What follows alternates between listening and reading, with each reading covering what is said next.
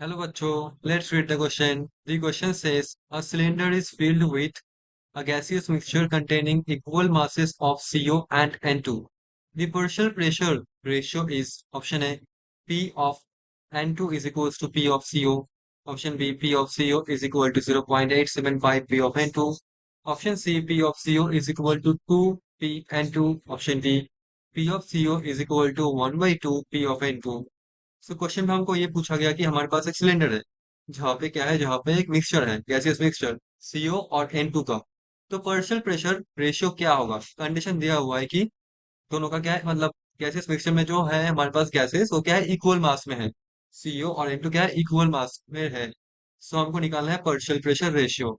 ठीक है, एक्चुअली हमको देखना है पार्शियल प्रेशर का जो रिलेशनशिप होगा दोनों गैस के लिए। So the key concept The key concept of this question is partial pressure. Partial pressure. So पहले समझते हैं partial pressure एक्चुअली होता क्या है। जैसे हमारे पास क्या है, कंटेनर है, इस कंटेनर पे हमारे पास क्या है, CO है, साथ साथ में हमारे पास है N2। Now partial pressure of CO actually क्या है, ये जो गैस सिलेंडर है इसमें जो आपको टोटल प्रेशर दिखने को मिलेगा, P टोटल। आप बाहर से अगर इसमें प्रेशर मेजरमेंट के लिए कोई इंस्ट्रूमेंट लगाओ तो आपको दिखाएगा टोटल प्रेशर। तो ये जो टोटल प्रेशर में सीओ का कितना कंट्रीब्यूशन है, मतलब pressure exerted by CO molecule over total pressure, उसके बोलेंगे partial pressure of CO. And the pressure exerted by our nitrogen molecule, nitrogen gas actually, over total pressure, उसको बोलेंगे पार्शियल प्रेशर ऑफ नाइट्रोजन। ठीक। Now formula क्या होता है, ये जो पार्शियल प्रेशर होता है, पार्शियल प्रेशर होता है, इसका फॉर्मूला क्या होता है? That is nothing but total pressure, total pressure multiplied by mole fraction, mole fraction। Now देखो क्वेश्चन में दिया हुआ है कि सीओ इंटू हम लोग इक्वल मास में लिए हैं, मतलब मिक्सचर पे। ठीक है। सो अगर हम दोनों, अगर ये दोनों क्या गैस क्या इक्वल मास में लिया हुआ है, एंड इवन हम जानते हैं ये जो मिक्सचर पे हमारे पास क्या है, सीओ और N2 है। सीओ का मोलर मास क्या होता है, सीओ का मोलर मास होता है यहाँ पे 14 plus 16, that means 30। Sorry, not 14, 12 plus 16, that means 28।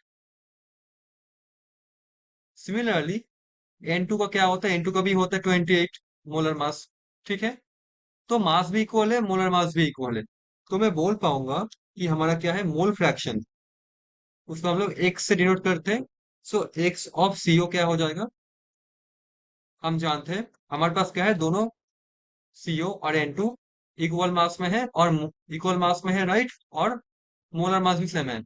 So number of moles that is small n of CO would be equals to small n of N2। ठीक है, क्योंकि मोल का डेफिनेशन यही होता है, given mass divided by molecular mass. दोनों के case में क्या है, स्मॉल एम भी सेम है, दोनों के केस में क्या है, कैपिटल एम भी सेम है। तो दोनों के केस में क्या होगा, नंबर ऑफ मोल्स भी सेम होगा।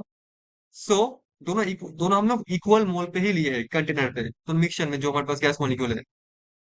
तो क्या होगा, सीओ के लिए होगा given mole, that is suppose हमने मिक्सचर पे सीओ भी लिए है 1 मोल और N2 भी लिए है 1 मोल, लेट अस सपोज। ठीक है। तो एंटायर मोल क्या हो जाएगा, टोटल मोल 2 हो जाएगा। सो सीयू के लिए क्या होगा, मोल फ्रैक्शन 1/2, और हमारा जो N2 है उसके लिए मोल फ्रैक्शन हो जाएगा 1/2।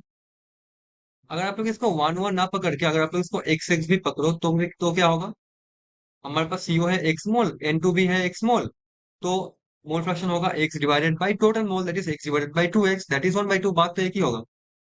अगर दोनों का मोल फ्रैक्शन इक्वल हो गया, और टोटल प्रेशर क्या है, टोटल प्रेशर भी सेम है, जो आपको दिखेगा बाई इंस्ट्रूमेंट से, तो मैं बोल पाऊंगा easily partial pressure of N2 divided by partial pressure of O2 क्या हो जाएगा, हाफ डिवाइडेड बाई हाफ हो जाएगा, दैट मीन्स 1 हो जाएगा।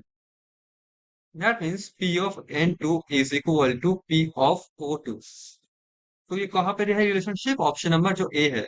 सो A is going to be the answer of this question. Hope you understood it well. Thank you so much.